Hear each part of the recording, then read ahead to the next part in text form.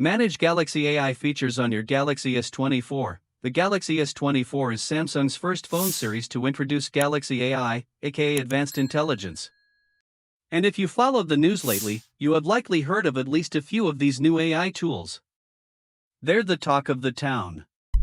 And as of this writing, they're exclusive to the Galaxy S24 lineup. If you don't own the Galaxy S24 or you do but haven't explored the new One UI 6.1 update fully, here's something you might want to know about.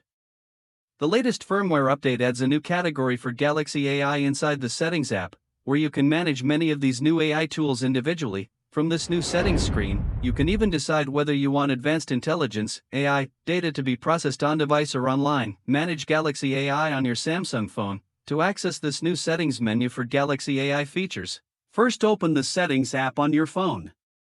Next, go to Advanced Features and select Advanced Intelligence.